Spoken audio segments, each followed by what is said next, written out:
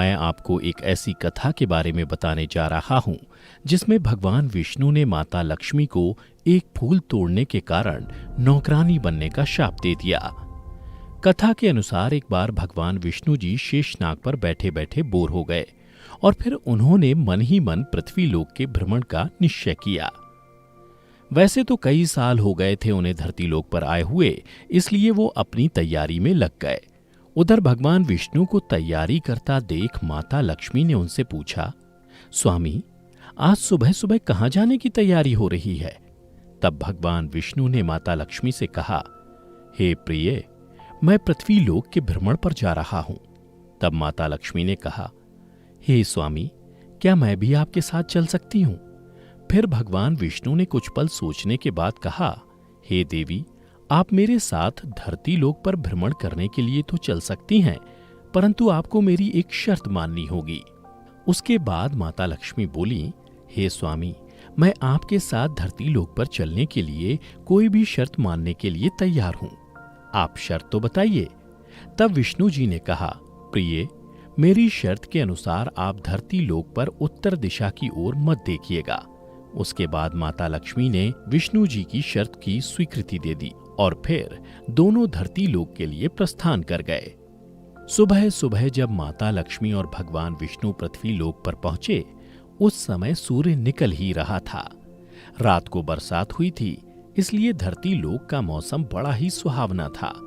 बारिश के कारण धरती पर चारों ओर हरियाली फैली हुई थी।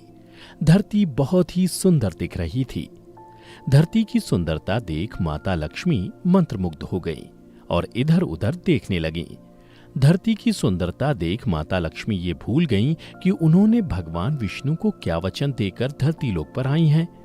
इसी क्रम में माता लक्ष्मी कब उत्तर दिशा की ओर देखने लगीं, उन्हें पता ही नहीं चला। उत्तर दिशा में देवी लक्ष्मी को एक बहुत ही सुंदर बगीचा नजर आया और उस बगीचे से भीनी भीनी सौंधी सौंधी खुशबू भी आ रही थी। इसके अलावा उस बगीचे में बहुत सारे सुंदर फूल भी खिले हुए थे।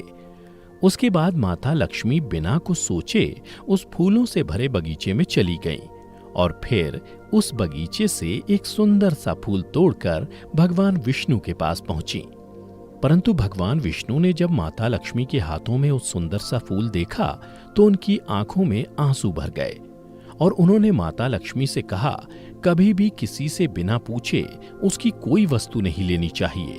और उसके बाद भगवान विष्णु ने माता लक्ष्मी को अपनी शर्त याद दिलाई। तब माता लक्ष्मी ने भगवान विष्णु से कहा, हे स्वामी, मुझसे भूल हो गई, कृपया कर मुझे क्षमा कर दीजिए। फिर भगवान विष्णु बोले, हे देवी, इस भूल के लिए आपको क्षमा नहीं मिल सकती, बल्कि इस भूल के लिए आपको सजा मिलनी चाहिए, क्योंकि आपने जिस माली के खेत से उससे बिना पूछे इस फूल को तोड़ा है, वह चोरी जैसे पाप की श्रेणी में आता है। इसलिए हे देवी, आपको इस भूल की सजा के रूप में उस माली के घर 3 साल तक नौकरानी बनकर रहना होगा और 3 साल पूर्ण होने के बाद मैं आपको बैकुंठ धाम वापस बुला लूंगा। यह सुन माता लक्ष्मी ने भगवान विष्णु से कहा, हे स्वामी, आपके द्वारा दी गई ये सजा मंजूर है और मैं आपके आदेशानुसार उस माली के यहाँ एक नौकरानी के रूप में अपना जीवन व्यतीत करूंगी। इसके बाद भगवान विष्णु वैकुंठ धाम को वापस लौट गए। उधर भगवान विष्णु के वैकुंठ धाम वापस लौटने के पश्चात माता लक्ष्मी एक गरीब कन्या का रूप धारण कर उस माली के घर पहुंची। वहां पहुंचकर माता लक्ष्मी ने देखा कि उस माली के पास घर के नाम पर एकमात्र टूटी सी झोपड़ी थी और उस माली का नाम था माधव। माधव उस टूटी हुई झोपड़ी में अपनी पत्नी, 3 बेटियों और 2 बेटों के साथ रहता था। वे सभी उस बगीचे में काम करके किसी तरह अपना गुजारा करते थे। फिर माता लक्ष्मी जब एक गरीब कन्या के रूप में झोपड़ी के आंगन में पहुंची तो माधव ने पूछा, बेटी, तुम कौन हो और यहाँ किस लिए आई हो? तब कन्या रूपी माता लक्ष्मी ने माधव से कहा, मैं एक गरीब लड़की हूं और मेरी देखभाल करने वाला भी कोई नहीं है और मैं कई दिनों से भूखी भी हूं। कृपया आप मुझे अपने यहाँ कोई काम दे दो, मैं आपके घर का भी काम कर दिया करूंगी। कृपया कर आप मुझे अपने यहाँ रख लो। माधव बहुत ही भला इंसान था। उसे उस लड़की की बातें सुनकर दया आ गई। फिर माधव ने कन्या रूपी माता लक्ष्मी से कहा, बेटी, मैं तो एक गरीब माली हूं। अपनी कमाई से बड़ी ही मुश्किल से मैं अपने घर का खर्च चला पाता हूं, परंतु अगर मेरी 3 की जगह 4 बेटियां होती तो भी मुझे इस कमाई में किसी तरह गुजारा करना पड़ता। इसलिए अगर तुम मेरी बेटी बनकर मेरे घर में रहना चाहती हो तो रह सकती हो। जैसा हम लोग रूखा सूखा खाकर रहते हैं, अगर तुम वो खाकर यहां खुश रह सकती हो तो अंदर आ जाओ। माधव की ये बातें सुनकर माता लक्ष्मी वहां रहने को तैयार हो गईं। उसके बाद माधव कन्या रूपी माता लक्ष्मी को झोपड़ी के अंदर ले गया और अपने परिवार के बाकी लोगों से मिलवाया और बोला, आज से ये कन्या मेरी बेटी बनकर इस झोपड़ी में हम लोगों के साथ रहेगी। यह सुन माधव के परिवार वाले खुश हो गए। उधर मां लक्ष्मी के आने के बाद दूसरे दिन माधव की इतनी कमाई हुई कि उसने शाम तक एक गाय भी खरीद ली। इसी तरह दिनों दिन माधव की आमदनी बढ़ने लगी। इसके बाद माधव हमेशा ये सोचने लगा कि हो ना हो ये लड़की अवश्य ही कोई देवी है, जिसके आने के बाद ही मुझे ये सारी सुख सुविधाएं मिली हैं। इसी तरह 3 साल बीत गए और जब अगले दिन माधव खेतों से काम करके अपने घर आया तो उसने अपने घर के दरवाजे पर एक देवी स्वरूप गहनों से लदी एक महिला को देखा। फिर उसने जब नजदीक आकर उस महिला को देखा तो वह जान गया कि यह तो मेरी मुंह बोली चौथी बेटी है।